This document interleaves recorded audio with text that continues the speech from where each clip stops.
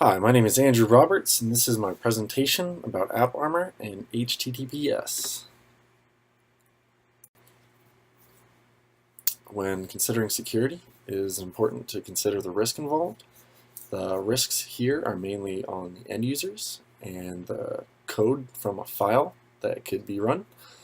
The code could be embedded in a PDF file, in a media player, such as a MP3, or even web browsers, such as Java code, or even an email client in opening pictures or trying to preview a file that has been sent to an end user.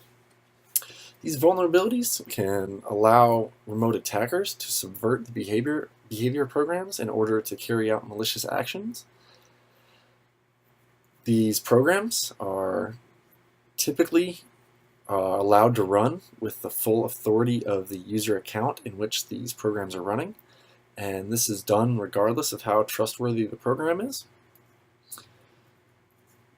This is allowing them to base security on the identity of the user, and this does not protect the processes that may be run from malicious programs.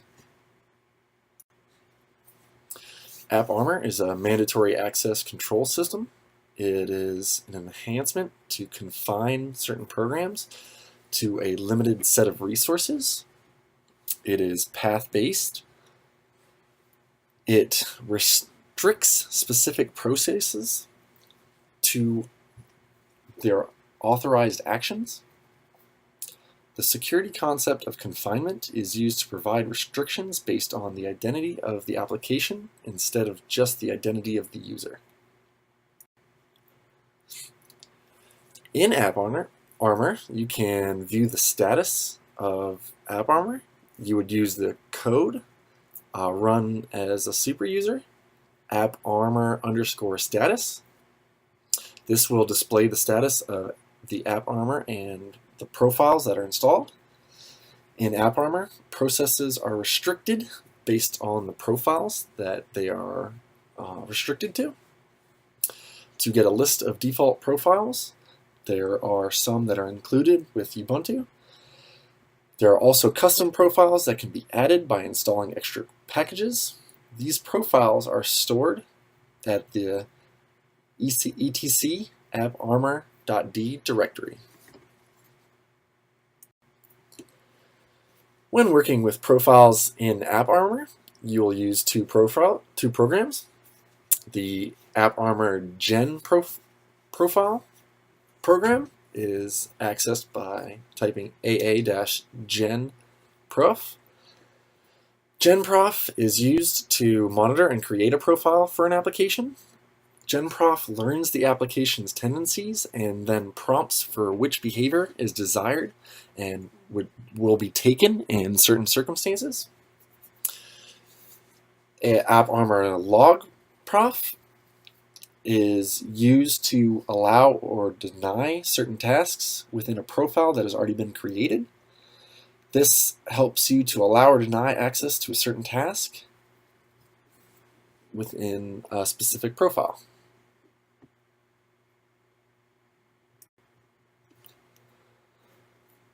Rules are used within AppArmor to limit the process within a profile, and each process is subjected to specific rules.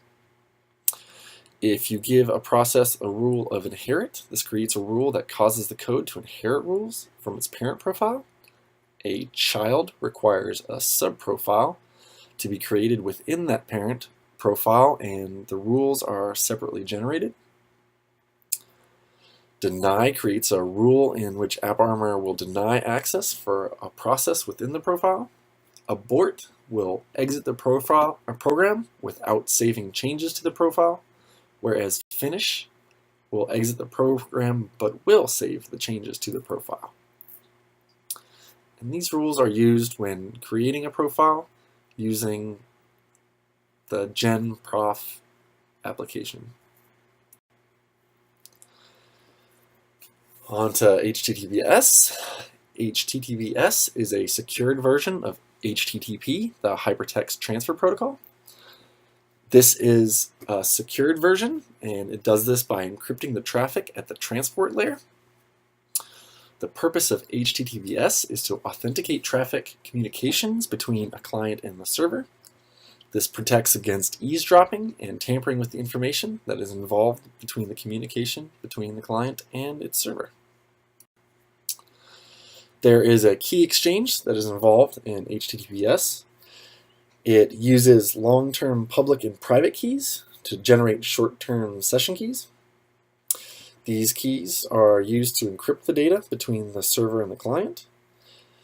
It relies on certificate authorities and public key certificates to verify the relationship between the certificate and its owner. Certificates are often purchased from reputable CAs that verify the identity of the certificate use once it has been assigned. Certificates are also available for free or can be self-signed. This may sometimes be an unreliable source for an SSL certificate. Thank you for listening to my presentation, and have a great day.